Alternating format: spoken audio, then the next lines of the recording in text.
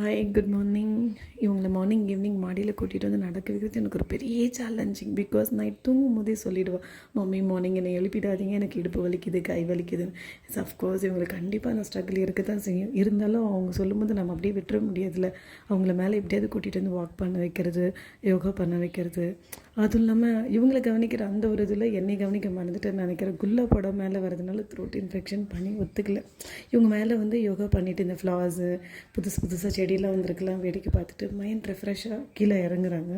And இப்போ நான் கீழே போய் என்ன பண்ண போகிறேன்னா, நான் ரெஃப்ரெஷ் ஆகிறதுக்கு முன்னாடி அண்ட் மிளகுத்தூள், மஞ்சத்தூள், இஞ்சி கொஞ்சமாக தட்டி போட்டு பால் குடித்தா தான் தொண்டை சரியாகும் போல். இந்த டைமில் ஜெனிமா என்ன பண்ணுறேன்னா, ஷூட் முடிச்சதும் எடிட்டிங் பண்ணணும். எடிட் பண்ணுறதுக்கு முன்னாடி கிளாஸ் அட்டன் பண்ணணும். அட்டன் பண்ணிவிட்டு அதுக்கப்புறமா எடிட் பண்ணி போஸ்ட் பண்ணுவோம். அண்டு இன்றைக்கி வீடியோவில் பார்க்குற பாருங்க, எங்கே இன்னும் 2 ரவுண்ட் நடக்க விட்டுறணும்னு என்னை விட்டுட்டு அவ்வளோ வேகமாக இறங்கி போகிறோம்.